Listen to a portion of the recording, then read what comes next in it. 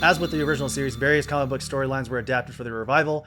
The original animated series was primarily influenced by Chris Claremont's run of the comics from the mid-70s to the early 90s. X-Men 97 continues to adapt those stories from the era, as well as elements from later in the 90s and into Grant Morrison's new X-Men run. Now, up first, we have the trial of Magneto from Uncanny X-Men 200 from 1985 by Chris Claremont and John Romita Jr. This is adapted in the second episode. And I think as soon as we saw his outfit, that giant purple M, that very distinct Magneto outfit that he has wore literally never in any other part in history. We're like, okay, they're definitely doing the trial of Magneto. Yeah. They're like, let's show off his delts, let's show off the biceps, the triceps, but don't give him all the arms. All right. Yeah. Do you ever just imagine, okay, maybe I'm weird, but do you just ever imagine like these characters getting dressed in the morning? That is funny as shit. It's just like, he's like looking in the closet and he's like, do I want to wear the sleeves? Do I wear the sleeves or not the sleeves? Cape? No cape. Sleeves? Right. Cape? No cape? I feel like this costume is made out of velour. I think it's like some crazy material, So that's where my brain, I don't know what's wrong with me, but that's where even Bastion's, like, I'm like, that's made out of crushed velvet. Yeah, it's like, this isn't regular H&M, bullshit cotton. Like they look like they're dressed to impress in the weirdest. Yeah, that is one thing I would say about Magneto early on is I was like, to me, that is like one of my least favorite costumes. So when he gets back in his like classic, Jim Lee era 90s, his classic costume towards the end, I was like, yeah, finally. Well, and speaking of crazy outfits that I have absolutely zero idea how they do it, how it works, the buoyancy, everything, the material. In the third episode is a condensed version of the comic book crossover Inferno from 1989, written by Louise Simonson and Chris Claremont and drawn by Brett Blevins, Mark Silvestri, and Walt Simonson. This, of course, is very Madeline Pryor, Mr. Sinister sort of inspired. So both of those costumes, if we're going to talk on it, we got Madeline Pryor, which is one of the horniest costumes in X-Men history. And then you have... yeah, buddy. What are these stringy capes that Mr. Sinister has behind him? Mr. Sinister had a full cape, but one day he got too close to a paper shredder. He managed to say, pull away before he got to him, but he was like, you know what? I think I'm gonna rock this. He's got those old school like some kind of like saber-toothed tiger where he lives in his little like dinosaur area. And it just Savage Land. It's Savage Land. He just shredded it like it was some drapes. That's kind of where I think I started to really enjoy the series, is because speaking of daunting, one of the parts of the X-Men lore is the Madeline Pryor, Jean Grey clone stuff. And that is such a blind spot for me because it is everywhere. And we'll get into it more with like Rachel Summers here, later in this conversation. But all of that is so crazy because it's time travel plus cloning. And Claremont, not only his horniness, but he loves time travel. If I was to describe Chris Claremont to anyone, it would be he's horny and he loves time travel. And that's X-Men for 40 years. I want to see Goblin Queen Dune. Yeah. I remember. So really quick, my relationship with the X-Men is one of like immense fandom. I think it's safe to say the X-Men SNES game, where you got to play as Cyclops, Wolverine, I think Beast, Psylocke, Gambit. I think I might be missing a character, but that is one of my earliest memories. And I remember that game, my dad renting that game from Blockbuster, and it blew my mind and it made me a fan. And then there was things like X-Men versus Street Fighter, and my dad had his comic collection was like 90% X-Men. So he was a huge fan as well. And when I started getting into comic books myself, I would read the Marvel Essential books, the phone size black and white books. And I read like volumes 1 through I think like 5 of X-Men. So I like digested a lot of classic Claremont era X-Men, and Inferno was one of them. And if I'm not mistaken, I think it had its own dedicated essentials, and that was an extremely convoluted story. So when the show adapted it, I was a little hesitant, like, this is about to be such a clusterfuck that I don't know if I can make it. But then when they only did 1 episode, I was like, wait a minute, like, whoa, you condense 900 pages of a comic book to 1 episode. It was pretty impressive, but also like, okay, smart call, because that would have been maybe lost a lot of people. Yeah, we're only getting wave tops here, but I think that what they did with a lot of this stuff was really tastefully done as far as like kind of teasing us into, the subject matter of it. Yeah.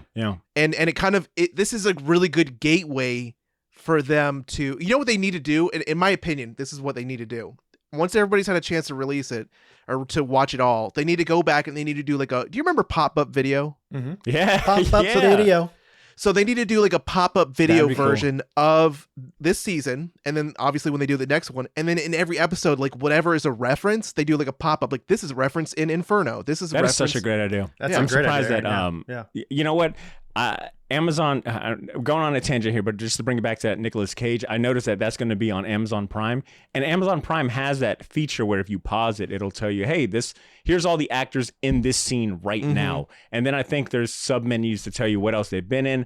I wonder if they'll incorporate. That'd be a cool way to incorporate that feature of the Spider-Man Noir, because it is like a one-off Spider-Man series. I think you could play around with that. But to your point, Aaron, really quick, you hit it on the head where I feel like with a lot of these storylines, and Chris, I know we've still got a lot of storylines to mention, but they did such a good job of just being like, what is the summation of this? What is the high level? Let's like trim a lot of the fat, because let's be real, this is comic books. There is a lot of fat sometimes. There is a lot of like tie-ins, especially Inferno had so many tie-ins. It was pretty impressive for them to be like, let's just try to boil it down to its bare minimum. Like the important thing is that Madeline Pryor is a clone. Sinister has been playing genetic roulette, and move on. Like let's tie that into the larger story, but we don't got to spend a lot of time with it. Yeah, that way we can bring Cable in later, essentially. That was the thing for me that I really appreciated absolutely about the show, though, is growing up watching X-Men, I always was kind of just this elusive character of Mr. Sinister. He was always very much in the background. Teeth. Yeah, he was always much in the background of the original X-Men show, but never really any kind of resolution. Blythe had asked me while we were watching, my fiance, she was like, what are Sinister's powers? And I was like, sharp teeth, beady eyes, creep, Yeah. And that's the thing is like now that they bring him back, and like now that he is still a very elusive character, and they don't really go, yes, he's like stolen genetics, and he's kind of like the what is his name? It wasn't Cypher. What was the guy's name? Remember Heroes, the guy that was stealing everybody's powers? Well, I would say the greatest comparison is the High Evolutionary, who they have a relationship in the comics. That's the villain from Guardians of the Galaxy Volume 3. Yes. Yeah. So they both deal with like genetics and sort of the age-old question is, just because we can, should we? Those guys are like, yeah, we should, So, Aaron, why don't you talk about the next storyline here? It's very Storm Forge. Yeah, it's very Storm Forge centric. Fourth episode contains 2 mini episodes, and this was also the first part of that episode was the Motendo episode as well, which I really like that one because I'm a game nerd, and same thing with you talking about the video game that you played. I had a similar experience with it was on the Sega. It was like X-Men. I don't exactly remember which game it was, but it was X-Men on the Sega Genesis, and you actually fought against the Shi'ar, like all that. It was pretty cool. The life-death storyline from Uncanny X-Men number 186 from 1984 by Claremont and Barry Windsor Smith is adapted in the 4th and 6th episode. The 4th episode contains 2 mini episodes, the first one being Life Death Part 1, and also Motendo, which is an homage to the 1992 X-Men arcade game. And you actually see that played in there, all the little effects, and it was really cool. I loved that episode, especially with the inclusion of an older like virtual reality version, almost AI version of Jubilee. I think to put in context for people in the way that sort of I'll speak kind of selfishly here, the way I feel about the series is that the 4th episode might be my least favorite of the series, but it's still a really enjoyable episode. Like you told me that. Yeah. And it's not bad by any stretch. I remember tuning out a couple times there, cause I'm like, okay, I kind of see where this is going, but I will say it's an enjoyable episode. I think they were just sort of biding time for that 5th episode, which again smacks you in the face. Agreed. Yeah. I think that what they were trying to do was kind of bring a little bit more relevancy of, Sunspot and Jubilee kind of being kids, and kind of, I think they did that very intentionally. They wanted to ensure that they kind of spotted for everybody the fact that Jubilee was turning 18. Pun. She's still at I said pun. You said spotted. Sunspot. Oh yeah. They're but yeah, like they wanted to ensure that going into this very heavy story, like the rest of the storyline for the show, with obviously incorporates a lot of other storylines, but the fact that like the X-Men were kids, doing very heavy stuff as teenagers, as the original X-Men, and they're still doing that. You know, they're still bringing in two young kids, one who's not even fully committed to being an X-Men, into what's going on. Yeah, and Jubilee never really had a shot to be a kid. I think the first episode of the animated series is which she becomes sort of part of the team, right? Like that they save her, I think, in that first episode. So. Yeah, she's at a mall hanging out, and a giant, the Sentinels show up, and the X-Men to save her. And from there, her life is, she doesn't go back, which I think is an interesting, a setting to kick the show off. But yeah, I really want them to do more of a spotlight on her and the struggles that she's going with as she evolves, or as not evolves, but as she grows into who she will be as an adult. There's a really cool, and we'll talk about the Exiles here in a bit with Morph, but there's a team of the Exiles, a recent run. I'm forgetting the writer and artist now, but Jubilee she's older. It's an older Jubilee is on the team, which is really cool. It's like an older Jubilee, an older Ms. Marvel, a Peggy Carter, Captain America. There's a couple different really cool sort of multiverse characters, but Aaron, we have two more here. Let's continue on with our influences. All right, we'll run through this real quick. So the next episode is Magneto rips out the adamantium of Wolverine like he did in 1993's X-Men number 25, written by Fabian Nicieza and drawn by Andy Kubert. You'll eventually find out that Logan's claws were actually a part of his mutation, not a modification from the Weapon X program. That's why he gets bone claws, obviously. That laced his skeleton with adamantium in the first place. Underneath the metal, he had a sextet of jagged bone claws, and they're not just like these smooth fucking pieces like you see the metal. Aaron, if you don't mind, really quick, Badr, I want you to read this next part because I think you're going to appreciate it, and I don't know if you know this, so I'm curious. So go ahead. No, actually, obviously I'm reading ahead, but I will say X-Men number 25 is one of those comic books that is just burned into my memory. I remember plucking it from my dad's collection. Obviously, there was a holo card on the cover, so I was like, whoa! I think I remember ripping the holo card off the cover, and my dad was like, boy, what the fuck are you doing? And I think I was banned from his comic collection for a couple months. But it was one of those story arcs, right, that like made me fall in love with Andy Kubert. Like, I remember that was my first exposure to him, and then obviously the big moment with Magneto ripping out Wolverine's adamantium blew my brain away. So, no, I did not know this, but what you're alluding to is a little Easter egg / tidbit about how that moment came about.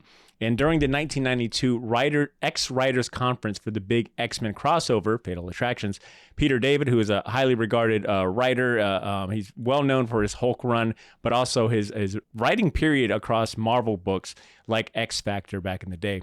But he's at this big X-Writers Conference. They're trying to plan out the big Fatal Attractions crossover, which kind of, touched on a bunch of, or tied into a lot of I think it tied into every X title it did, in 92. I think it was 6 titles total. Yeah, and every single one of them had a badass holo card.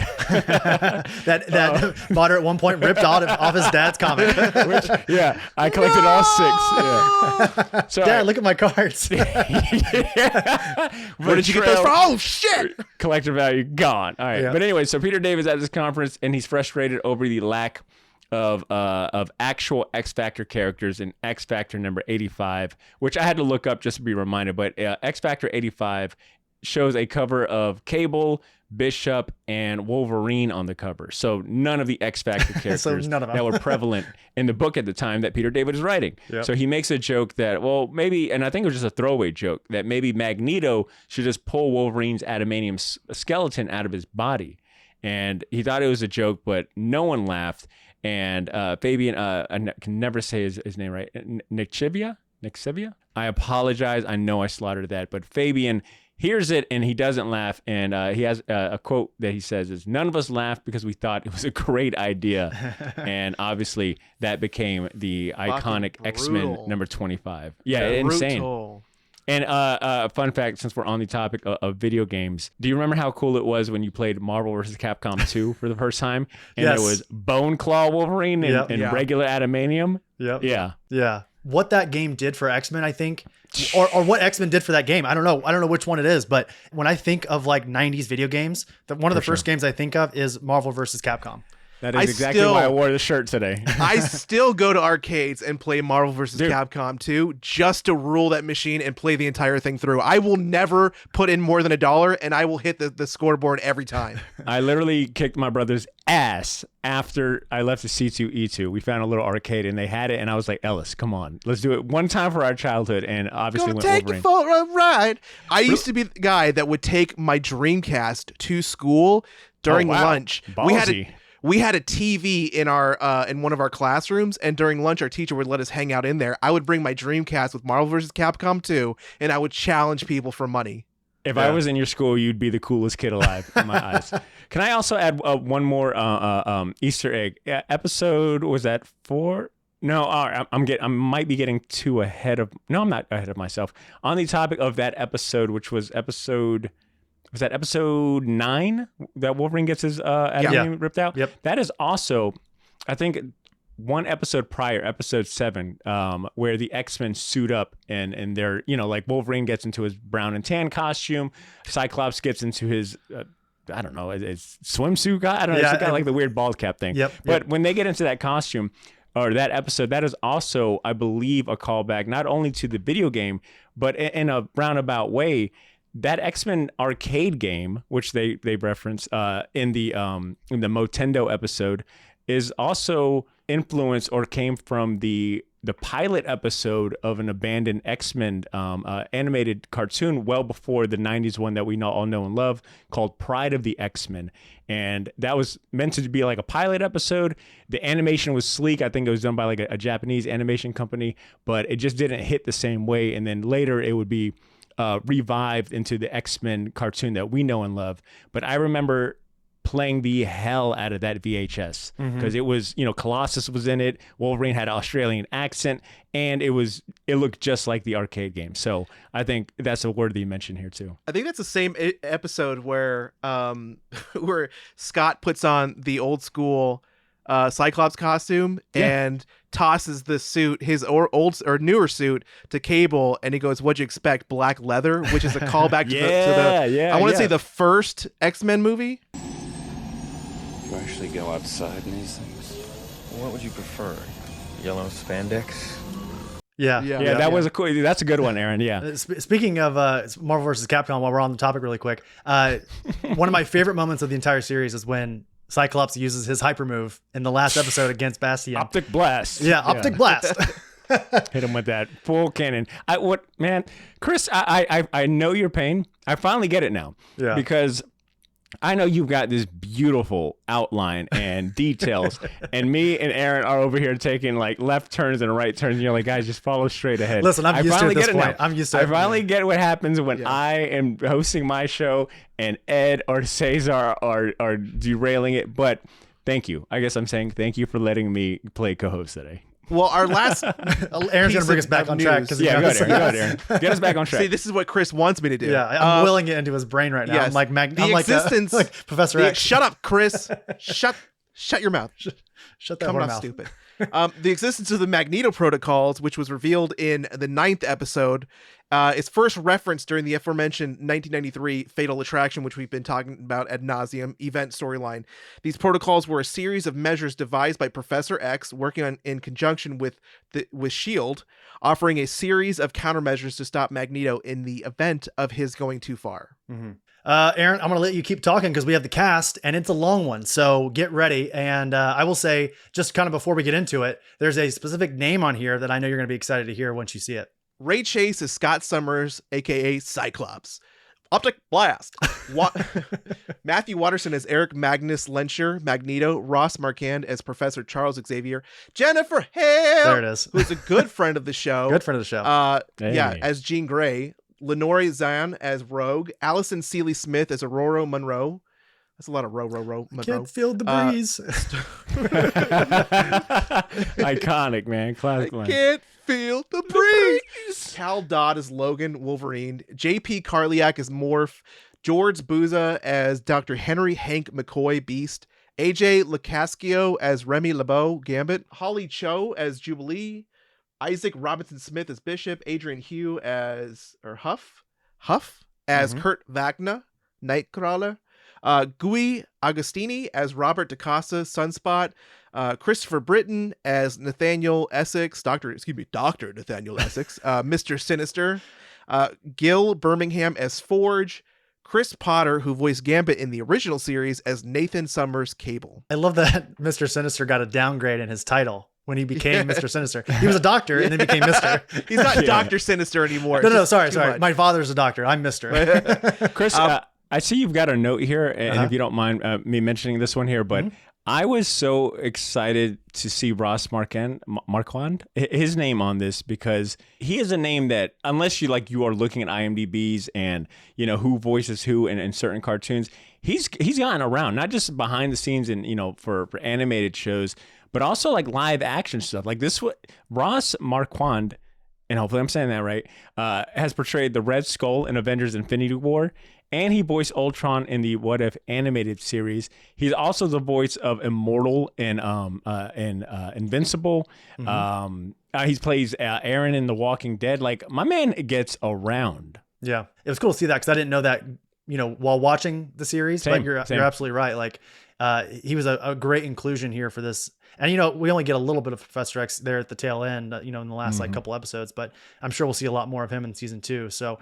Moving on here a little bit, we have, so I have fun facts here. Is there anything you guys, do you want to go kind of, is there certain episodes? How else do you guys want to guide the conversation? Because fun facts is sort of our last bit, and that's a long one, but I want to kind of talk a little bit about the series, specific moments. We talked about catchphrases and sharp lines that people say in the series. And I wanted to mention that Rogue, when she meets up with Captain America in that cottage at one point, she takes his shield, flings it into the mountains, and goes, I guess you don't need that anymore. Whenever he's talking about, I need to. If your hands are tied, you can't use this. Yeah, that's right. Yeah. That's my favorite one. Chris, I think it was such a missed opportunity for me. I'm surprised I didn't do any episodes about X-Men 97. And maybe that was a saving grace because I just got to enjoy it because there was so many noteworthy quotes in this show. Do you know how many times I looked at Blythe throughout the course of whatever this show's been airing for 6-7 weeks or whatever? Yeah. Do you know how many times I looked at her and said bars? The writing in this show is phenomenal. Like this is a show that really respects your intelligence, that understands its audience, and I don't doubt that there was kids watching this. I can imagine that hell, a lot of people our age and older are watching this. They've got kids, they've got families of their own. I'm sure there's people that are like, hey, this is my opportunity to bond with my kid, share something that I got into. But I love that they didn't dumb down the dialogue between people. Like it wasn't afraid to get emotional and get political and get, deep with things. And the writing and the interactions between people, like I said, I wish I would have wrote down some of the lines and quotes I heard just in this last episode alone between, Magneto and Professor X. There's so many quotables, and obviously you guys are bringing up some of the other ones. But I guess I do want to spotlight how well written and believable these characters are. It toes that line of like campy and not, right? Like it stays true to the fact that Storm is yelling out her powers as she's doing them. But at the same time, Rogue with her very, very over the top voice and all the things. But like you're saying, all of it is so believable and we're so invested as watchers that some of those, some of those sillier aspects are just part of the fun. Yeah. I mean, they really lean into like the soap opera-ness of it. I think it executed that so well where it's like, let's have some drama that isn't, involving punching. And I think that's where they struck such a perfect balance of quiet character moments. And then the action to me was top notch. Sometimes it felt like the anime influence is definitely strong in this, in my opinion, like just from the look and animation, but also some of the choreography and fight scenes, is reminiscent of fighting games and anime. X-Men 97 is, and forgive me if this is kind of like going against what you guys are going to say, but this is something that I really feel is important to state. X-Men 97 looks like it is a show that is brought back into reality from the original series in order to kind of bring the older generation and the younger generation together, but it's not. And I'm going to say that it's not at all. This one to me is truly made for the old heads who watched the original X-Men show. And I say that because there are so many moments in this show that face some ultra realistic and like kind of hard to like, I don't know, as a kid you would never be able to understand the like what these things are implying. For instance, there's the one episode where Magneto is up, you know, he's still being trapped by Bastion, and that senator or UN whatever director, she like looks at his arm and sees his tattoo from when he was in the Holocaust. No kid these days is like, no young child who's watching this is really going to understand like the implication of what that tattoo is meaning at that time. And it's also just a purely somber moment of this guy who is just, he has nothing left to say to this woman. He has nothing left to say to anybody else. But the moment he gets free, he knows exactly what he needs to do. He's literally biding his time. And that's not a topic that a kid is going to easily understand. Same thing with the life-death storyline where Aurora is, Owl Creature is, you know, attacks Forge and is chasing her. That creature is purely brought and drawn to both of them through their grief and their pain. And kids are gonna be like, "Ooh, there's a big owl monster," but they're not gonna understand the fact that we all have our own demons and our own monsters that are chasing us, and we can fight them off as much as we want to, but at some point the bill is due. Mm-hmm. And I just like, there's so many amazingly written moments like that tie in this feeling of nostalgia from these characters that we love and have adored since we were kids, and these feelings that we have now as an adult, and really intertwines them together to create this world that is, again, just wave tops of decades of lore. And I'm just so impressed by it, but I'm happy that it's not dumbed down for kids. Well, Yeah. we need to reapproach this topic.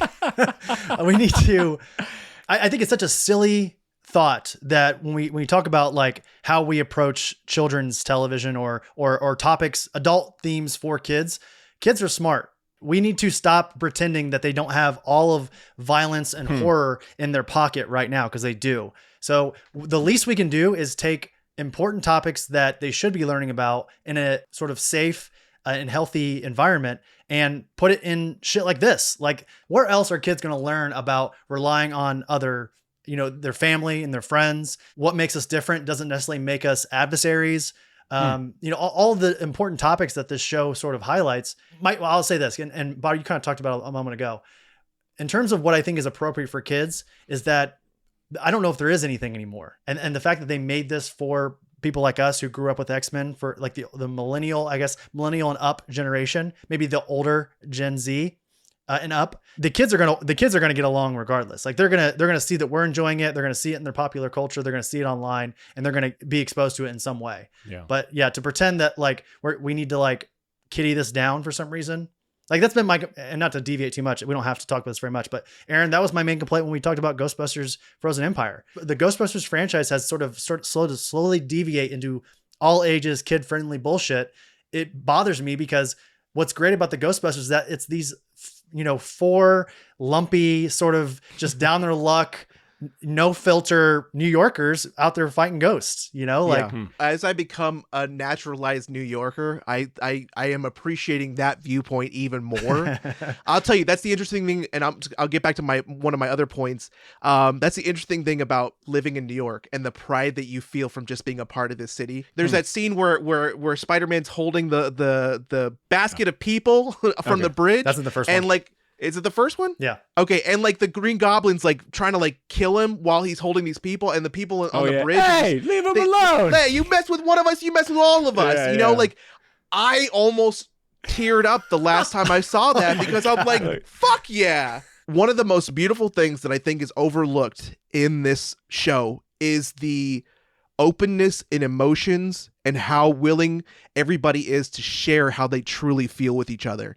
And there is this one scene where I think it's in episode 9, it's at the end, where Morph is sitting next to Logan when he's in bed, and he says to him, he's like, "She's not here to say it, so I will." And he turns into Jean Grey and he tells Logan that they love him.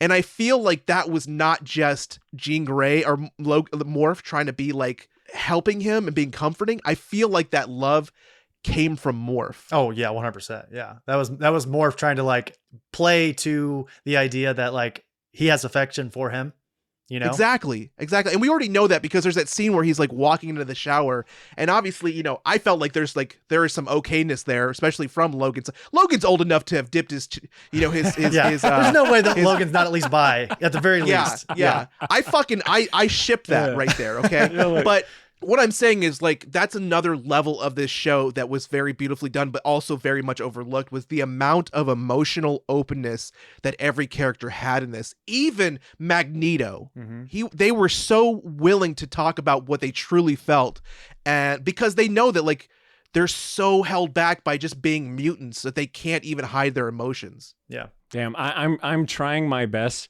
to find the screen grab I got of because Aaron, what you said about them being very open, the characters being very open about how they feel, their emotions, and you know, not being afraid to, like, you know, get a little in there and, you know, a little feely about stuff.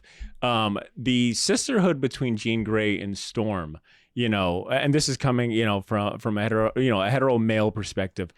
Even I, like, really enjoyed, like, seeing that, like, that bond between, like, two strong women and, like, that sisterhood, and, you know, obviously the obvious differences between them. Like, I know, like, you know, and I'm not trying to speak on her behalf, but I know for Blythe, that was, like, really believable, and that was, like, something that she really liked seeing, was like, oh wow, these two strong female characters, like, having that sisterhood and, you know, sharing those emotions. And there was a killer quote between the two of them that I cannot recall off the top of my head, but it was like a good wordplay, and it was like, I'll be the wind. I'll be the wind of your thought. I don't want to even try. I know exactly what you're talking about. Unless we know it, I don't even want to say it because it was that good. Yeah. But if to quickly go back to, there's no way I could have brought up quotables in this show and not mention one of the best quotables in this entire fucking show. The name's Gambit. Remember it, you know? That's right. Yeah. Yeah, that's a good one as well. Man, I have one final question for us before we head into fun facts and we kind of round out this review. I want to ask each of you, and I'll start us off here just to kind of get the conversation going. What was your favorite episode of the series? And then who was your favorite character as well? So for me, the characters are all great across the board. I think there should be a big argument for Rogue in this series. Magneto had a lot of play as well. I think that Gambit obviously has his moment in episode 5. That, you know, that Genosha moment was insane. But for me, I think this show really put a lot of Slim doubters to sleep. Like, Cyclops is a fucking badass in this series. Like, I love it. Slim doubters is a great name for Cyclops haters. Aaron, you got it? Okay, you got it? Yeah. So have them mind your weather. Oh, and they'll have to weather your mind. Bars. There it is. Yeah, bars. But so Cyclops is by far my favorite character in the series. He's the clear leader. Cyclops has been my favorite X-Men for a while. Same. I don't know where it really started. It could have been, honestly, Marvel versus Capcom back in the day, but I just remember always being really behind him. Like, he's like, in my opinion, in the Marvel universe, one of the true leaders. And he's kind of considered a little bit of a Boy Scout and sort of a mouthpiece for, you know, Professor Xavier in certain aspects. But I think he truly cares about the team. And while he can be kind of a dummy in some of the Claremont stuff every once in a while, like most of these characters are, what this show does and how they kind of frame Scott is perfect for what the show is trying to do. Favorite episode was episode number 5, Genosha. Incredible. Like, just really good. I will say my favorite fight, though, is between the Sentinel Prime people and the X-Men. Like, at one point, talking about anime inspire, they sort of like get together and there's this close up of, like, I think it's someone is throwing a punch and it's like, it looks like right out of a manga. Like, it looked like a Dragon Ball panel. The way they're like, the fist is large and you see like the lines behind it. I think Rogue has a similar kick later on in the series. Cable has one in the last episode where he like punches the thing, and it's all very cool. So yeah, but episode 5, which, you know, I think for a lot of people is the best episode. Remember it as the name of the episode. So yeah, episode 5 stands out because I think for me that was the turning point. A close second, I think, would be episode 9, Tolerance is Extinction Part 2, which I believe is the episode where they all get suited up, and, you know, Storm's in a classic 70s suit, and so is Cyclops. But I think for me it's a personal. I guess all of this is personal, but them homaging, you know, making me reminisce about the arcade game and the pride of the X-Men pilot. Just touched, like, you know, it touched me. It resonated with me in a different way. So that was probably my second favorite. Chris, when that episode where they all turn, when we first see the Sentinel Prime people, I think one of the most badass scenes is Wolverine falling through the sky and, you know, like fighting his way, you know what I'm saying? Like slashing his way through all these Prime Sentinels. As he's falling, I thought was something epic. And then obviously Nightcrawler, you know, picking up the 3 swords. Oh, yeah. You know, was like, whoa, they added a 3rd one. Of course, his tail. There's a lot of great, just the core. I think overall, the action in this was such a nice touch because, you know, they could have easily leaned one way into where it's very soap opera-y and, you know, we are getting a lot of dialogue and emotions, but I love that they went no stops with the action. It felt like a big moment. So those would be my 2 favorite episodes. I think favorite characters that come to mind, I've always been a Cyclops fan. I think all big brothers kind of automatically gravitate towards the leaders, and sometimes those leaders can be a little Boy Scouty. They can, you know what I'm saying? They could be a little corny. I think, you know, I get the same look of like, Cyclops is your favorite. When I tell people Leo is my favorite turtle, right? There's something about being a leader that, you know, there is a burden that comes with that, right? Like you've got to be the example, the role model. We can't all be Wolverine. You know, there's bigger things at play. And I thought they did a great job of showing the weight that is on Cyclops' shoulders this episode, and the difficulty that comes of being like a leader and, you know, being the son of, you know, the prodigal son of Professor X.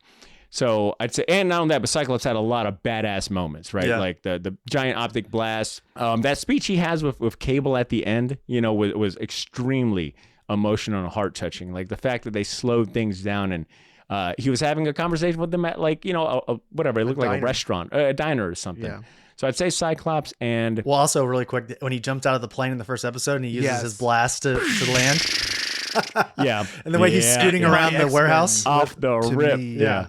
And I would probably say for a very close second, this show made me appreciate Storm and in a whole different way. I feel like Storm is one of those characters that has such a loud fan base, and she's got such a very dedicated and loving fan base. Like people who love Storm don't just mildly like her, like they really, really like her. And I think after this show, I think I'm kind of in that fan base where not only is she, you know, does her costumes look cool. I'm a big fan of like the retro 70s costume. Not only is her powers awesome, but, you know, I guess one critique I had was like, man, Storm didn't, you know, have like these big moments and these bad, like, you know, when she got her powers back, I felt like, you know, she didn't really display like the God level that she's at, but that's not really Storm, right? Like she's kind of like the empathetic, like the mother role. She's wise, right? Like she's revered as a god in her home country. Like, you know, like there's a certain responsibility and way that she carries herself. And no, I don't think that she needed to be, you know, the Wolverine or, you know, have these giant moments. I think her role in this was excellent. Like, you know, her moments with Jean Grey, even though they weren't a bunch of action, like were really sentimental. And I think the actress absolutely like brought her A game. If anything, I think she might have been the best. I mean, everyone brought an incredible performance, but there's something with Storm that every time she spoke, you really felt like she was really putting her heart and soul into this. Mm-hmm. Yeah. She got fucked in X-Men Age of Apocalypse. She got fucked. I'm just saying. Very true. Yeah, Halle Berry should have never touched the character. That's right. No. Age of Apocalypse was when she was the kid, man, and she wasn't even like a god. Like she was just like this. No, I know what you're saying. Kid. Yeah. But my point still stands. My point still stands. Halle Berry should have never touched a character. Same with Catwoman. Moving on. My favorite character was absolutely and will always revolving was Cable, man. Like Cable for me. I'm a huge Cable fan. Same. I remember when I was a kid, after watching I was a huge reader when I was a kid. I got this novel, and it was all about Cable and like this you know, him being in the future, and then at one point, you know, Jean Grey and Cyclops are actually, you know, we see them transported, and this is probably where that book kind of is going to touch into, where they're transported in the future with a young Cable. And the adventures of Cyclops and Phoenix. Yep. So I was like, I've always, since then, I've been a fan of Cable and the lore and like how, and I wish they would have talked about it a little bit more in this show about how he actually has to use his psychic like he is such a strong telepath that to hold back the TK or the to hold techno. the technovirus. Yeah, so he's like he keeps it in arm form and on that part of his body, because if he doesn't, it'll overtake him. And I'm like, man, I wish they would have talked about that so much more. I don't know much about X-Men, but I fucking know that, and I wish that was a part of it. But Cable had a hell of a moment when he's fighting Jean Grey, and he said, he's like, my mother is one of the most powerful telepaths in the world.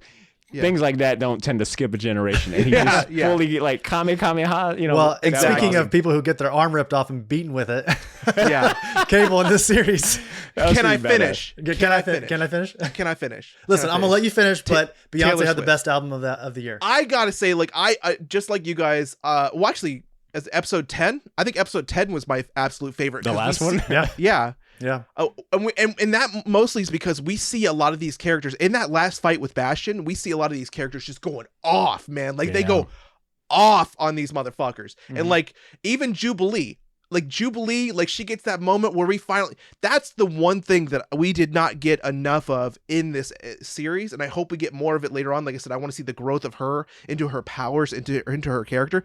I want to see her start doing some heavy fucking damage. Like she fucked up Bastion quite a bit during that fight, but she did not tap into her powers nearly enough. And that scene with that final fight when they're just beating his ass, and you could tell like he's just kind of like taking it. Yeah. But they even go back to Genosha, and I thought that was a great touch. Like take it back to where he really started messing with them. That kind of wrapped up like the episode with me was with the with the mid-credit scene as well, which I thought was amazing, as well as the right before when we kind of get the cliffhanger for the next season. Mm-hmm. I'm so excited because I've always loved, and I'll just say spoiler alert, I've always loved the cartoon version of Apocalypse. Yeah. And so I'm excited to see them do him like some justice versus Age of Apocalypse X-Men bullshit. If I may really quick, because I feel like I would be doing a disservice to myself if I didn't also mention, to round out my top characters, I think I have to say Magneto.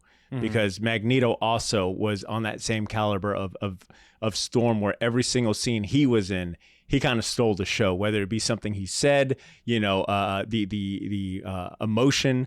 I think the voice actor like played every scene really well. Like it felt like depending on what was going on, that was, the way he emoted and the things he would recall, but also just overall, like seeing Magneto also be a force of nature, right? Like quite literally, like he stops the whole world with that EM wave, and getting an idea of like, wow, this is a god that is like practicing restraint, and he don't got a lot of it, right? He don't got a lot of patience for it. And I think just seeing Magneto kind of show how OP he is. And I'm hoping Storm maybe gets that opportunity, but I think I enjoy the differences where it is Magneto's, he's got a reason to be filled with rage.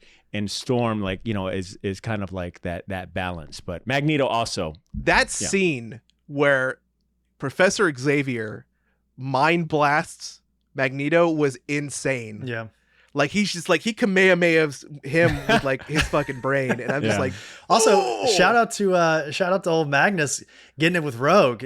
Old man still got game. Come apparently. on, man. Like, that's what I'm saying. My boy Magneto came in, stole the school from Cyclops, stole Gambit's. He was a menace, man. He was a smooth talking, silver-haired silver fox. Yeah, for sure, baby. All right, let's get into our fun facts here. Let's round out this conversation. Aaron, let's speed through these. I'll take 3.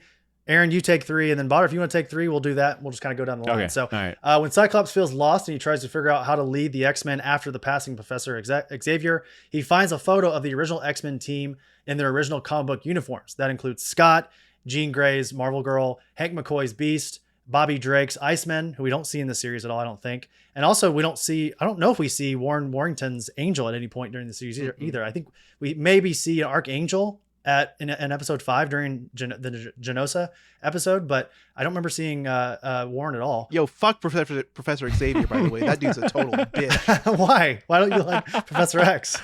Fucking went off world just to get some pussy. Some bird pussy. Some pussy. Morph's costume was adapted from his second look in the 2001 Exile series, minus the cape he wears in the comics, by writer Judd Winnick and artist Mike McCone. The Exiles are a band of alt-reality versions of X-Men characters who band together for a multiverse-spanning adventure. Jean and Scott's wedding portrait is a recreation of 1994's X-Men 30 from writer Fabian Nicieza, and artist Andy Kubert, the issue in which they get married in the comics. One of the few X-Men comics I actually own. In the 8th episode, it's a pretty cover. Okay? It is, It's a beautiful scene. Oh, it's iconic. In the 8th episode, General William Stryker shows up on the TV. He is a classic X-Men villain from the story God Loves, Man Kills by writer Chris Claremont and artist Brent Eric Anderson. I feel like you just don't even need to say Chris Claremont anymore. You just fucking know that it's like, you know. Real quick, I just want to say, I heard a really funny story, just quick sidebar.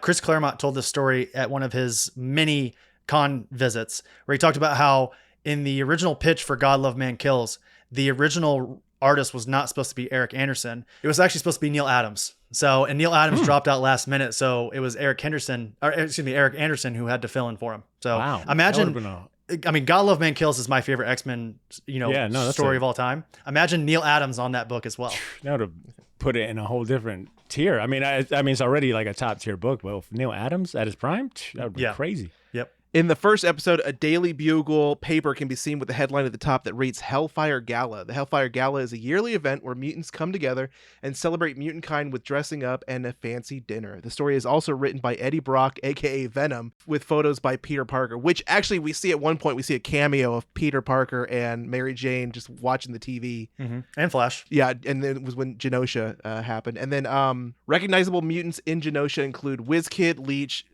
scared, Glob Herman, Pixie, good, Aaron. Thank you. Good. The Fallen, an out reality version of Warren Worthington III. Yeah. Nature Girl, Gentle, Multiple Man, Exodus, Dazzler, Boom Boom, Archangel, Squid Boy, Marrow, and many more. So 2 Warringtons there. The big fucking dude with like the mohawk, he's lifting like, who is that? I don't know, but I know he's one of the Exiles. Or no, he's one of the X Factor? Are you talking about Strong Guy? It might be Strong Guy. That's, it is. Yeah. That's like one of the characters like I recognized, but I didn't know his name. Mm-hmm. But Leech never be afraid again. For my tidbits and Easter eggs, starting with episode 4. Forge is working in his basement when a photo can be seen of him and the X Factor team, which includes Quicksilver, Havoc, Polaris, Multiple Man, Strong Guy, and Wolfsbane. We mentioned Peter David early on. Peter David being one of the writers for X Factor and really being responsible for fleshing out the team, and all of these characters I just named were in his X Factor or in his X Factor book. So I highly recommend if you never read that series. It was like a different take on the X-Men kind of canon. These X Factor was working with the government, so there's that aspect going for it. All right, moving on. Sunspot's address is 1 Claremont Avenue. It's obviously a reference to Sunspot's co-creator, Chris Claremont, but also the name that gets brought up anytime anyone talks about X-Men comics because he wrote so many X-Men comics starting from 1975 all the way well into 1991. And honestly, even into the 2000s, he started kind of getting back into writing X-Men. And last but not least, Rogue and Nightcrawler refer to themselves as siblings, which is a reference to Mystique. In the comic books, Mystique is the biological mother of not only Nightcrawler, but also adopted Rogue when she was young, making them step siblings. Yeah, so maybe, I don't know if people know this or not, but Mystique and Destiny, I think Destiny is the biological mother of Nightcrawler, and Mystique is technically the biological father of Nightcrawler because of her powers. I thought Azrael was the biological father. There's a lineage there, but I think it's changed different, again, timey-wimey X-Men stuff, I think. But let's see here. In the 8th episode, Cable, Cyclops, and Jean travel together to a location with a lead on Bastion, which turns out to be his childhood home. Boxes of memories fill the place, including a poster for the Stark Expo, which is pretty cool. The Marvel Universe cameos in the finale include Silver Samurai, Iron Man in his suit that he wore in the original animated series, Captain America shows up again, Daredevil, Doctor Strange, Black Panther, Cloak and Dagger, who are also mutants as well. The Winter Guard, which is Valentine, I'm going to say this name incorrectly, Valentine Shatilov, Crimson Dynamo, Omega Red, and Dark Star. And we also see Alpha Flight, which is North Star, Aurora, and Puck, and with Frenzy and Psylocke. So that was pretty cool to see all them together. Why is Psylocke hanging out with Alpha Flight? I don't know, but that's still a cool little reference. And it makes it feel this universe bigger. I think I've read something where the producer, I think producer, director, producer, Larry Houston was his name. But I guess like he had recommended they do that, and at first they were kind of timid, but they decided let's just put it in that last episode. And obviously that's something everyone has been talking about, right? Is all the cameos and whatnot. And I think it does a great job of making this universe feel bigger. Obviously it's like it's X-Men, it's in the Marvel universe. It wouldn't be right if you didn't play on the Marvel universe's natural lore, which is or foundation, which is that this is all connected. But something about seeing Daredevil, I don't know. For me, I was like, yeah, like, well, you know what I'm saying? It's like Daredevil being a badass, and he looks good. Obviously, he made a couple appearances in the Spider-Man animated show, but I just got a soft spot for seeing Daredevil show up in an X-Men cartoon. Yeah. When Bastion arrives on Asteroid M, Rogue relocates the fight to the moon. While not identified by name, the ruins they crash into mark as a blue area of the moon beyond containing the citadel of Watu, the Watcher. This is also where the X-Men fought the Dark Phoenix. So that's pretty cool. With most of the X-Men presumed dead, Forge takes it upon himself to start assembling a new team.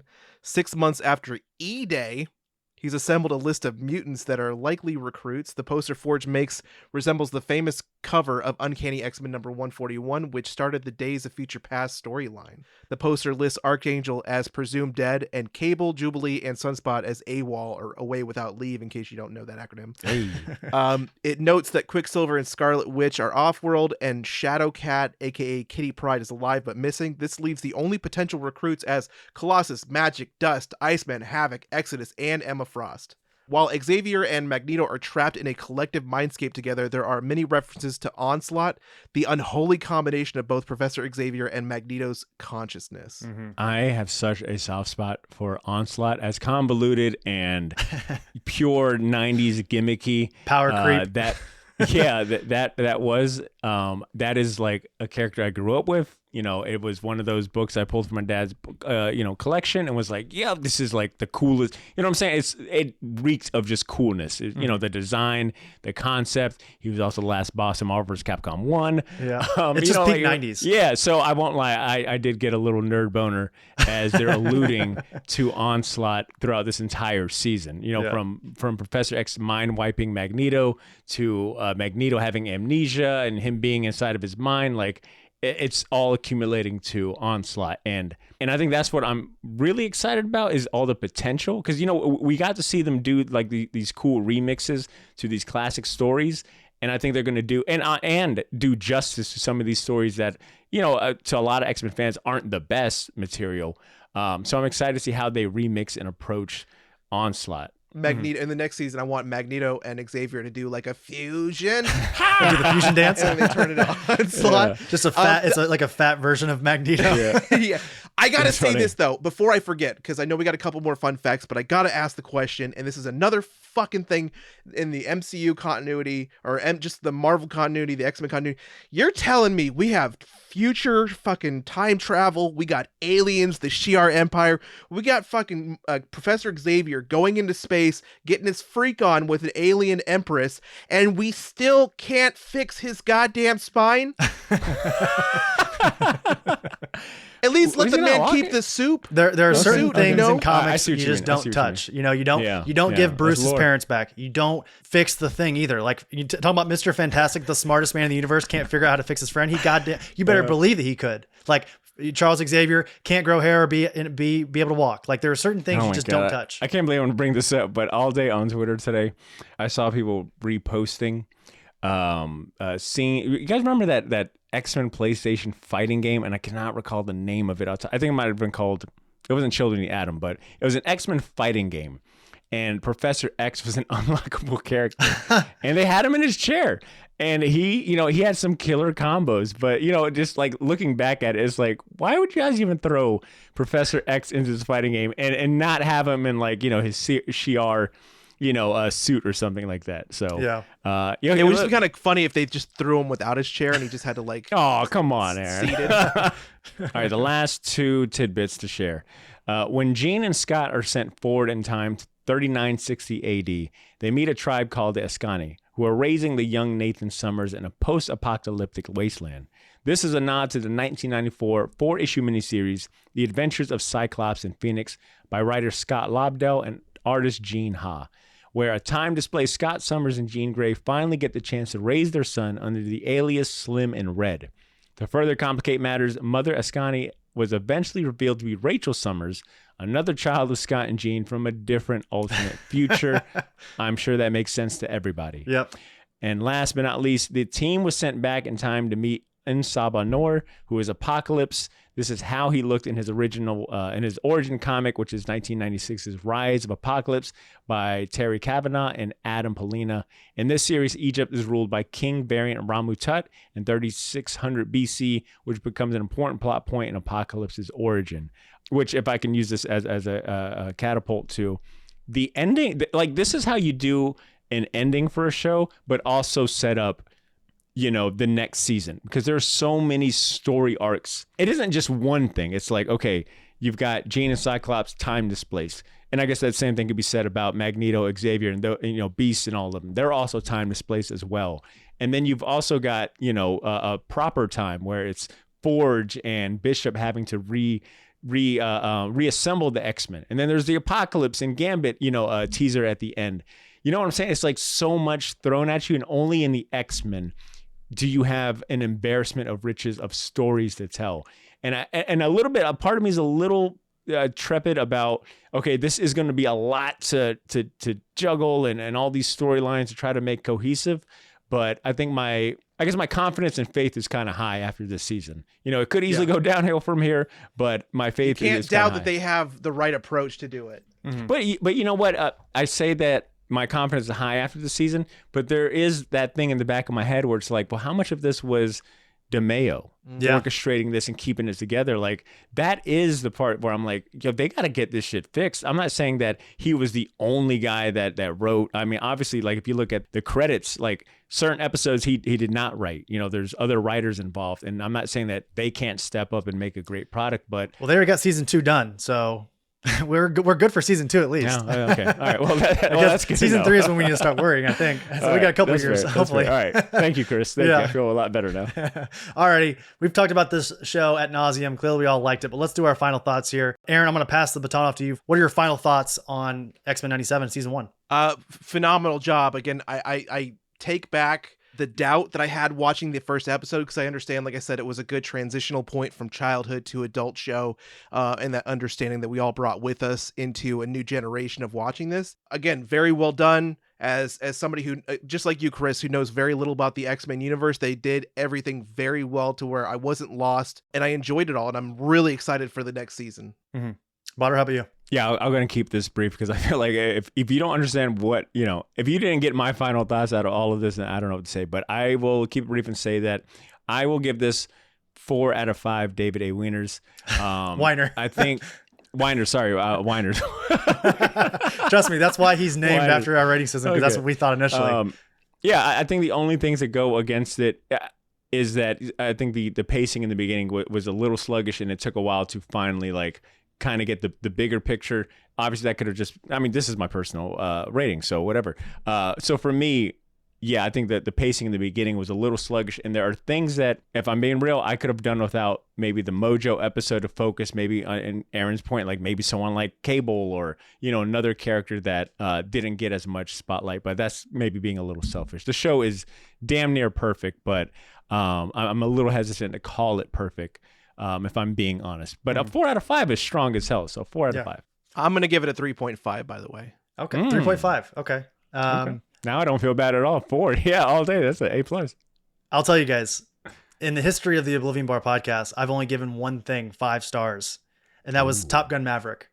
Oh, okay. And we reviewed a lot of things, haven't we, Aaron? A lot of things on this show. Actually, I do remember that episode. I do remember listening to that episode. One might argue that we talk about too many things, but, you know, I'll tell you, X-Men 97 is the poster child of what DC should do, what any other, you know, adaptation into, you know, a comic book kind of story. I know I'm kind of spinning my wheels trying to figure out how to describe what this is, but, you know, when you adapt comics into other media, I think X-Men 97 is the perfect version of that. Me personally, like I said,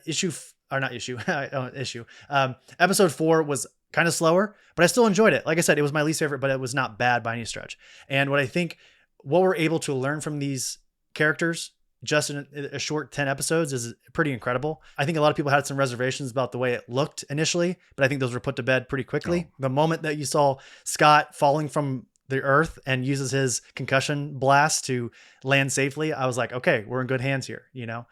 And I feel like this tickles every part of my brain that I love in terms of adaptation with comics. Like the only thing better than this is the comics, in my opinion. Yeah. So I'm going to do something for the second time in the history of the Oblivion Bar podcast. I'm going to give X-Men 97 a 5 out of 5 David A. Weiners. Holy shit. I ain't even mad at that. You know, and that was a great recap and rating and justification, Chris. I want to go back and say, I said that the show kind of maybe suffered from being sluggish. What I meant, I don't think the show is sluggish at all. Mm-hmm. I think the show sometimes was almost too fast, where you know, you thought you'd settle into a story or you were getting familiar, and then it was like on to the next. And maybe that was a little more time to breathe. Yeah. And I think maybe there was also, like, my comic book head is like, oh no, I this is not how the Inferno ends, or why do we only give it one episode? So I think sometimes it was almost too fast. But when you look at it holistically, you're like, oh, okay, yeah, they had a theme and story to go for. But I ain't mad at a perfect rating. Yeah. I mean, if anything deserves it, this show is an easy debate. I can't, I appreciate that Chris has given this and Top Gun, because again, to each their own, you know, however you take it, there are some amazing things. The show did some amazing things, but to be honest, this is one of those things where I wasn't like, oh, I need to watch it. Like, I wanted to finish it because it was really, really good, but I didn't need to like finish it in a day. There are other things that I could have done, you know, so for me, it's not necessarily but also that's the relationship that I have with the X-Men and some of the characters in it. But yeah, I appreciate you giving it a 4 or a 5, 5 out of 5. I think for me, a 3.5 is that's where I want to be at. That's fair. Hey, look, man, this is a personal rating type thing, man. Yeah. I think it's very interesting that when you look at the Oblivion Bar, I feel like I'm the guest. He's like explaining the rating scheme. This is all on you, man. You do what you want to do. And I'm over here saying wiener. Again, that's why he's named after our rating. I know my place. Well, I'll tell you, like, you fucking guest. You go sit back in the third chair right now, mister. You might as well. The way you said it was like you basically called me a mutie. You know, like some of the derogatory terms that use in X-Men. Mutie. You're like a mudblood and a mutie. Yeah, I was just thinking, you mudblood. Yeah. I'll tell you, I mean, 5 out of 5 feels good to me. And I'll tell you the reason why is because I was genuinely... It feels good to me. It's because what you had just said there, Badr. I think that's where I decided initially that, like, this has the legs to be my ideal version of the series, is that throughout the week, if I had a moment where I had sort of a lull in entertainment, which we just have entertainment being thrown at our face constantly. Eating good, boy. Wednesday was not only an event for new comics, but it was now it's an event for new X-Men. Like, I'm so weird. And, you know, man, sometimes just being a part of the moment, you know, I think you get a certain lens to it. Some people would call it, rose-colored lens. And I think maybe that could be true. Maybe in hindsight, years from now, we'll look at this and maybe there'll be some more flaws. But, you know, man, just being in the moment and seeing the excitement for this show, and, you know, like people, you know, our age and older talking like, I'm watching this show on Saturday. It's bringing me back to being a kid watching Saturday cartoons. And, you know, the fact that new episodes were dropping on New Comic Book Day as people that, you know, Wednesday Warriors, like, you know what I'm saying? Like, there was an energy and air to this that I think I'm already going to miss. But I want to go ahead and say, and I wish I would have brought this up earlier so it wasn't buried until the end, but there is one more episode coming out, but it's technically the making of. You know, Marvel Studios has been doing like these...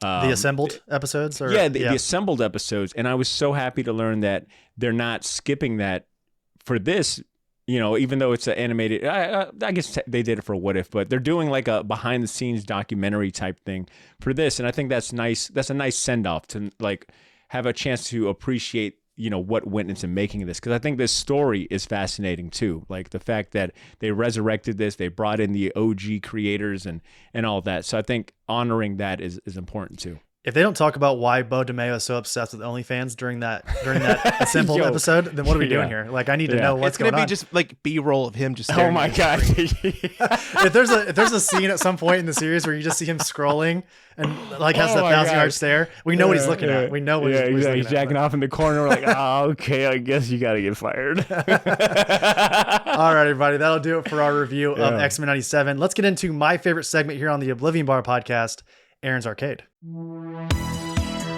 It's time for Aaron's Arcade. Aaron's Arcade is sponsored by G Fuel. Whether you're a casual gamer, a content creator, an everyday Joe, or an esports pro, G Fuel sugar-free, antioxidant, and vitamin-fortified, focus-enhancing, and high-performance energy products will give you the edge you need to fuel your grind. While stock at MakeItGFuel.com, use our code OBP at checkout for 10% off your entire order. That's OBP at checkout. Did you guys catch that? Yeah. All right, just checking. Okay. The What was Galaxy's the code? last... OBP. Oh, okay, cool. All right, go ahead. Can I finish? I'm gonna let you finish, I'm gonna let you but I'm gonna finish. need that code. Yeah, OBP at checkout. Okay, it stacks. All right, it stacks. The Galaxy's last line of defense. Enlist in the Helldivers and join the fight for freedom across the hostile galaxy in a fast, frantic, and ferocious third-person shooter. How about a nice cup of liberty? All right, so I am playing Helldivers 2. If you guys haven't heard from Patreon, or on our Patreon show, The Grid, man, Helldivers 2 is probably the most fun I have ever had in a online game I have ever played. Like, normally I hate games where I have to be teamed up with people, but this game is phenomenal and it is so much fun. You literally kind of create your own background to the story. Like, there's no real storyline. Just think of Starship Troopers. You have this galaxy, the humans are at war. There's 3 different factions. There's humans, there's the automatons, and then there's the bugs. The only good bug is a dead bug. Okay? And you get to choose who you fight against on different missions. You can go to the automaton side of the galaxy, or you can go to the bug side of the galaxy, but you're always going to be a Helldiver.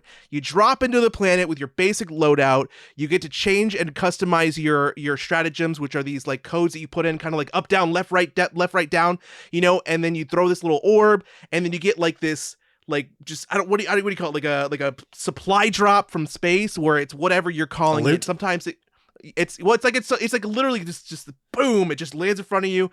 Sometimes it takes a time, it has a cooldown, whatever, but you can order guns, you can order support items, backpacks that have these roving laser rifles on them. It's so customizable. The loadouts are so amazing. The character development, again, really isn't anything. The only thing you can kind of change is your helmet, your cape, and your armor. Not all of them have different effects, but some of them do. There's engineers, there's heavy armor, and there's medium level armor, and sometimes they'll allow you to have extra grenades or extra stim packs. But literally, you're in a team of 4 going around this planet, or different parts of this planet, doing different missions, and it is you can do each mission at most is 40 minutes. You can do it in 10, you can do it in 5, you can take it the entire time, and then you literally have to defend your extraction point for about 2 minutes before your Pelican comes in and saves you.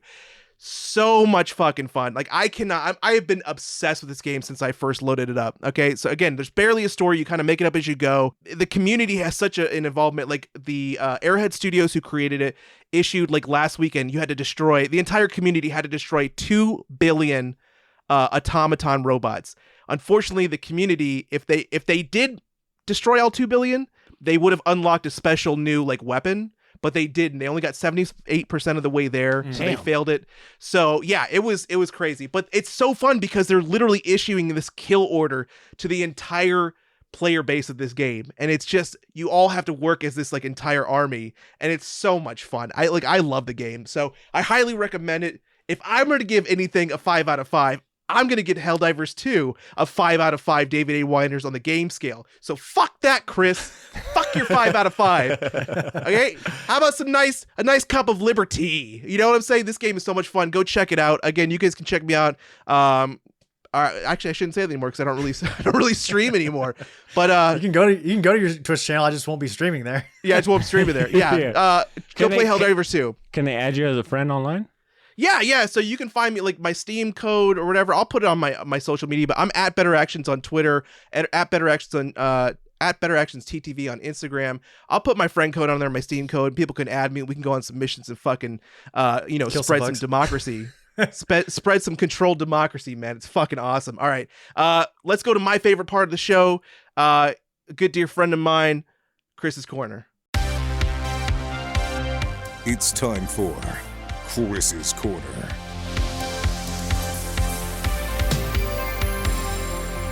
Alrighty, this week for Chris's Corner, we're going to be talking about Doom #1, written by Sanford Greene and Jonathan Hickman, illustrated by Sanford Greene.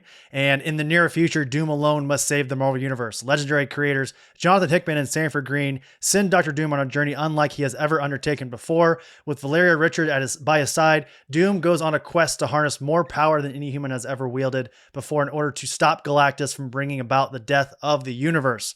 Now, I want to give a big shout out to our special co-host here this week, Badr, who had Sanford Greene on his show last week. It was a great conversation. Oh, yeah. And we actually read this comic. Badr, I can say now, he shared it with me a while ago. And it was very good. And, everyone knows I'm a giant Dr. Doom fan. He's my favorite villain in all of comics. I won't even say villain. I'll make a bold claim here that I think Dr. Doom is the greatest anti-hero in all of comics. And he is one of my favorite just characters in general. I'm as I'm recording here with everyone, as I'm talking to you currently, I'm looking at multiple Dr. Doom commissions behind me, in my recording studio. So big fan of Victor Von Doom. Excited to eventually see him in the MCU. This comic is exactly what I want from like a Dr. Doom comic. It's sort of just brain candy, and brain candy implies that it's stupid. It's not stupid. It's just action wall to wall. Like, we get the introduction of what Doom is doing, what Valeria is there for, and then after that is madness. So, Badr, do you want to speak on this at all since you had Sanford on the show last week? I'm actually really excited to hear that this book resonated with you so much, because I know how much you revere and really like the character of Dr. Doom.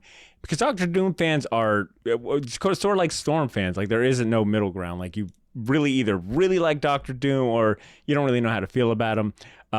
This particular comic, I think, also, same way that X-Men 97 kind of made me like a new, diehard Storm fan. This is one of those books where even if you don't know the lore of Dr. Doom or all the big moments and whatnot, you could read this and have a new appreciation for him. And just overall, it's just a fun, action-filled, great-looking book. And I guess there's another layer for me, the fact that I had an opportunity to talk to Sanford, and we had a 2-hour discussion, and had the interview and whatnot. He is so likable. He's humble, he's soft-spoken, extremely intelligent, extremely gifted, and there's just so much likability to him. And then hearing how much he reveres the character and how much he's been a fan, how long he's been a fan, you see that come through in this book. Like you know that it's a labor of love. And I think even if you don't listen to the interview, you can appreciate the book, but there's something more that I appreciate this book after talking to him, just knowing that his mission was to put Doom on the map, and this being a love letter to the character. I think it's a great, it is a solid one shot, and I'm here for more giant size one shots. I think the only minutia critique I could have is that I think and this is just coming full greed, I just want more. I kind of wish it would have ended in a maybe a little more clear way. But when you talk to Sanford, he says that Marvel offered him the opportunity to do more, to make this like a mini series, and he was like, nah, I'm gonna tell my story and I'm gonna bounce. And I respect the shit out of that artistry, that he just wanted to tell his story. He didn't go for the cash grab, and we got such a great book. And I thought I was saying like a hot take when I said it on the interview, but I've seen this kind of echoed online as well, that this is probably some of his best artwork out there, which is saying a lot, because the man is extremely talented. Like, you look at Bitter Root, or even his stuff, his work on DC, and just over the years, it's all been great. But there's something about this, it really comes through the pages that Doom is one of his favorite characters, that he took this seriously, and the fact that he's credited as co-writer, but if we're being real, and I've also seen this online, that a lot of people are they see Hickman and it's a Doom book, and they automatically think, oh, Hickman wrote this. And I do want to state that in the interview, he says Hickman was very, I won't say hands off, but he was like, hey, this is your story. I'm here for the ride, and I'm just going to help where I can. So, kudos to Sanford Greene for not only drawing a great book, but writing an awesome awesome story and just summation of Doctor Doom as a character. Yeah, when you read it too, it's not a Hickman book. You maybe see some seeds of Hickman, but like Hickman has a very heady, sort of over-explained, for sure, sort of narrative. I got to say this. I got to give credit to Greg in the first issue club for this joke. But Greg, I listened to their episode today, and Greg spotlighted Doom. So I think it's cool that you spotlighted Doom. I had Sanford on, and Greg brought it up. Great on minds think First Issue alike. Club. But Greg said, this isn't a Hickman book because you didn't have to read any emails or charts or graphs. You didn't need to decipher anything to And figure that out shit how to has read been this on book. my head all day. Yeah. This came out recently, right? Came out this week. Wednesday of this week. Yep. Okay. Man, I didn't grab this one. I wanted to. I knew it. Like, I saw this one and I was like, I want to read this. I think this is a book that a couple years from now will be, in conversation of like, some of the all-time great one-shots, like even the ending aside, I think that all the rest of it is perfection. Yeah. And also, speaking of Doom, he shows up in X-Men 97. We didn't mention that. He shows up during a meeting at one point. I forgot to mention that. Yeah, because him and Baron Zemo are both like, yo, we're not that evil. Like, you need to relax. A little far. Yeah. You're a little far. Well, it was the same thing with like the Rocketeer. He's like, there's this mobster, and he finds out that Neville Sinclair, who's the baddie of the movie, he's like, yeah, I'm a fucking criminal, but I don't work with Nazis. Yeah. Yep. I think Carnage and Joker someone have that exchange. Doesn't Joker do that to the Red Skull as well during the Amalgam comics or something? Okay. Yep. I'm sorry. Yeah, I'm mistaken. Yeah, I thought Carnage and Joker had. I think they do have a moment. They could have a moment too. Carnage. Where Carnage realizes, oh shit, you are insane. But to your point, I think there's a scene with Red Skull and Joker's like, whoa, buddy. Hey, I'm a psychopathic, murderer, but I'm not a Nazi. There is no filter with who I kill. I kill everybody. But I didn't know that was Rocketeer jokes. That's cool. Thank you, Aaron. Yeah. No, the one thing that I was always just thinking about this Doom cover is Maria Wolf did a 1:25 ratio. Oh, yeah. And it's sick. Yeah. And I wish I would have grabbed it at C2E2. Speaking about C2E2, it was there, but something, I don't know. I was like, I know I'm going to get the A cover, and I got that really nice painted cover. Advy Grandma. Yeah. Yep. Yeah. Yeah. So, Doom #1, highly recommend. I cannot recommend it enough. I told Badr the other day I read it 3 times in a row after I read it back to back to back. And it's double size. So that'll do it for Chris's Corner. And that'll do it for episode 156 of the Oblivion Bar podcast. I almost forgot for a moment. Before we head out of here, Badr, thank you so much for hanging out with us all night. Thanks for talking all things X-Men 97. Before we end the show, can you tell the folks how they can find you, how they can find the short box? Look, I know how good of a host and producer Chris is. I know that he's going to have all of that shit in the show notes. Mm-hmm. So I'm just going to say, if you want to check out the Short Box podcast, if you enjoyed my blabbering for these last 2 hours or however long this episode comes out. We're probably splitting it too. Oh, that'd be great. Yeah. Then come on over to the Short Box. I've got plenty of episodes with Chris on there if you need like to dip your toe in and you need some familiar voice. But like I said, I've been doing this since 2012. I've interviewed a lot of people. I've covered a lot of topics. I've got a great set of co-hosts as well in some of those older episodes. And I think if you enjoy the Oblivion Bar podcast, then I think you'll enjoy the Short Box. And thank you. And I want to say thank you guys for having me on, man. Like this was a really big honor, and always been a fan of the show. And I think you guys have one of the best chemistry, some of the best chemistry in all of comic podcasting. That's my boo right there. That's my boo. I'm pointing at Aaron right now. You guys, you can't see it, but It's with its penis. It's with what Badr said earlier, my nerd boner. Yeah, the nerd boner. All right, Aaron, take us out of here. Take us out of episode 156. Oh, fine. About time. Subscribe to our podcast, Apple Podcasts, Spotify, YouTube, Audible, iHeartRadio, wherever you listen to your favorite podcast, that's where we are. Thank you to our patrons, Alex, Alice, Aaron, Badr from Shortbox, Brad B, Cassidy, Chris from the Bada Boom Pod, Chris J, Christy, Danny, David, Elliot, George, Greg from First Issue Club, Haley, Ham6, Jake from Spectales, Jake S, Jeremy, Kenny, Kyle, Losi, Mac, Miles, Mike, Robert, Sean from, I used to like this one, Travis, and Bradley from Couples. I couldn't do it. Comic Book Couples Counseling. I almost had it. It's getting to the point where I can't do it. It's getting longer. That's what she said. Follow us on social media, Twitter, Facebook, Instagram, TikTok, Blue Sky, and Threads. Oblivion Bar Pod. Thank you, Omnibus, for sponsoring the show. Use the link in our show notes to upgrade how you read comics digitally. It's bitchin'. Official merch of the show at our website, oblivionbarpodcast.com. Thank you, Kevin Ziegler, for all of our Oblivion Bar art. He's at the Zig Zone on Instagram. Thank you, Dream Kid, for all of our musical themes. Thank you, DJ Skyvac, for our grid theme. Thank you, Fantasy Shop, for sponsoring the show. I know why I'm messing up so much because I'm so nervous because Mr. Milligan's here. That's right. Don't forget to tip your bartenders 20% or more, or Chris and Badr will double team you. Damn right. And if I may say, if I may also try to make Oblivion Bar history and toss in another 5 out of 5. 5 out of 5 attempt right there, Aaron. Yeah. I give that attempt 5 out of 5. I was really Thank impressed by you. the one breath take reading of the patrons There's list. been a couple times where he's gotten it all in one take. So That was impressive. I just need to like, it's a practice thing. It's like you gotta get those lungs Yeah. as tight as you can. Everyone, next week for episode 157, we're gonna be covering Furiosa. We're going back to Australia, back to the Mad Max franchise. So be on the lookout for that review of Furiosa. Very excited to see that next week with you, Aaron. So you know what I did before this episode? what's that? I rewatched Mad Max Fury Road again. I cannot wait to re-watch that. That is like one of my favorite movies. That is one of the few movies I've ever seen 3 times in theater back to back, and I cannot wait to rewatch it to prepare for Furiosa. So you're a Mad Max fan. I'll be honest, I've never watched the old ones. It's Mad Max Fury Road was like, that movie single-handedly got me into the franchise. I should don't think probably go that's- back and rewatch That's not rare either. I think a lot of people started with Fury Yeah. Road. That movie Mel was Gibson perfect. did really, really good in the originals. They're they follow the same premise as a lot of early like movie franchises where they just kind of get bonkier, like weirder Sure. and weirder. I will say this, however, without Mad Max crawling and walking, we would not have had Waterworld with Kevin Costner. Kevin Costner. Yo. Mel Gibson had to walk so Kevin Costner could run. I'm Yeah. just saying that. One of But those is also- one of the greatest franchises of all time, and the other one is Waterworld.